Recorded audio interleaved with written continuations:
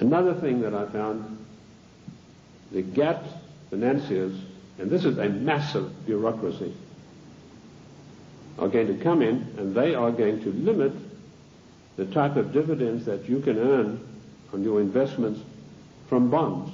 What happened? Immediately this news broke, the gnomes of the bond market took their money and they fled to Basel, Switzerland, and they put all their money in the Bank of International Settlements in gold, Swiss francs, and that's why you have the attack on the dollar going on today.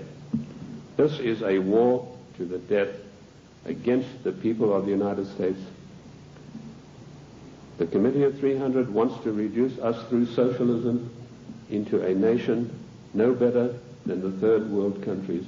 Look at this insidious GATT treaty. Do you know that the United States, the mighty United States, has one vote, the same as Kenya or Haiti? And we are going to pay 7/10 of the huge bill.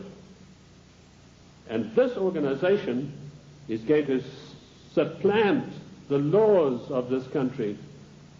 One of the provisions of the WTO is that their board will be able to go in and demand of individual states that they change their laws and take us to the courts if we don't do it. Where is the president who said he would uphold and protect the individual states and their rights to a republican form of government? This GATT treaty is one of the most insidious, unbelievable attacks on the United States that I've ever come across. Let me tell you that if the Russians were to drop a couple of nuclear bombs on Washington, and that might be such a bad thing, let me tell you that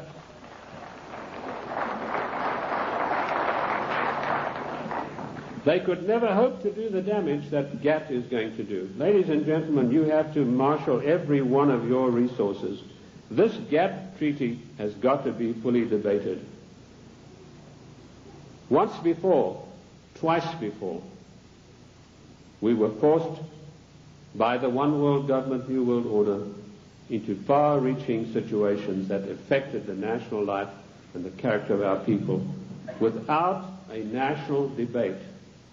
The first one was the so-called United Nations question mark treaty. In 1946, this treaty was forced through the Senate by an exercise of arbitrary power. Arbitrary power is forbidden by the Constitution. Yet you have Comrade Dictator Mitchell, the leader of the Senate, saying he's going to allow about 2 days to debate GATT, which is 26,000 pages of documents. That is an exercise of arbitrary power. If we had any men of guts in the Senate, so-called conservatives, they would walk out en masse and say, we are not taking part in this effort to denigrate and destroy the Constitution of the United States of America. And you can imagine what an effect that would have.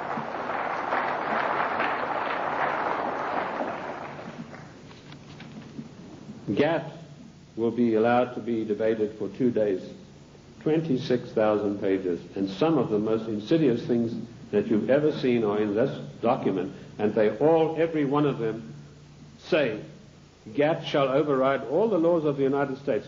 The President and our senators and our House members are supposed to uphold the law of the United States. If they sign GATT, they're guilty of sedition and treason. Period. That's it.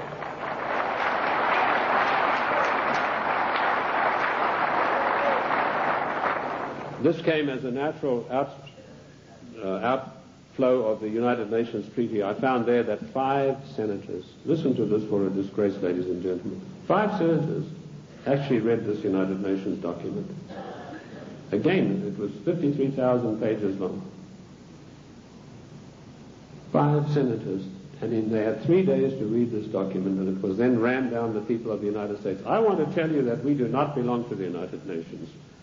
One of the greatest constitutional scholars it was ever my great pleasure to speak with was the late Senator Sam Ervin, who told me there's no way under the noonday sun that we could ever have joined in the United Nations. We did not join the United Nations, and we do not belong to it now. I've written a little work called Is the United States a Member of the United Nations? And you'll find in there, I give you chapter and verse constitutionally why we cannot be. 1965, we had another national calamity without a national debate. The Democrats reformed immigration. Now notice, every time some far-reaching thing happens, then the socialists come along with the reform. It's to reform health, which, by the way, Lenin said a national health plan is the arch of socialism. So now you know where Clinton got his national health program from. He took it straight out of the Communist Manifesto of 1848. They were not satisfied with immigration as it was. The bulk of the people came from those who were related to the Jeffersons, the George Washingtons, the Davy Crockett's. They were not satisfied with that. Without a national debate, without asking the people of this country by your leave, the Democrats in 1965 forced through an Immigration Reform Act that totally changed the face of the United States and will totally change us. And one of the architects of that was the same Dean Rusk, the swine who stopped MacArthur from bombing the Chinese back to the Stone Age, and, of course, Nicholas Katzenbach. I want to give you some statistics. Now, people have accused me, they said, you are a racist. First of all, the word racist is a very modern smear word. If you look in the dictionaries in 1919 onwards, it did not exist. What they really mean to say is you are a racialist, i.e. the person who's proud of your race. I'm not saying this against any group, any nationality. I want to show you how the socialists, without our permission, without a national agenda, without a national debate, will change the face of the United States. In 1984, the people from traditional immigration stock made up 74% of the total population. By the year 2080, less than 100 years from now, we will make up 39.5% of the population. And it goes on. The Hispanics were 9.4 in 1980. They'll be 15.4. The Asians, 2.4, will be 13.3 of the population. In other words, the traditional Americans of the Davy Crockett, George Washington, the people Monroe said would make a real contribution to America, will be in the distinct minority. And this is thanks to the Democrat Party, who in 1965, without by your leave of the people, changed the rules. And now they've got us blindsided by concentrating on illegal immigration. Illegal immigration is nothing. That's a small problem. The legal immigration that was authorized in 1965 without your permission, that's where the big problem lies. These statistics were provided to me by a man called Lee Bouvier, who was one of the leading advisors to a former INS official. And of course we know that abortion is another way in which the population is being diminished.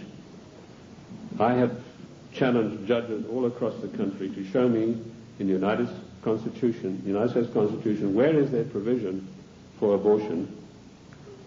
And I've yet to see. Oh, they say in the Fourth Amendment. Don't you believe it? The Fourth Amendment has nothing to do. It doesn't mention the word abortion. And where a word is not mentioned in the Constitution, it is a prohibition of that word.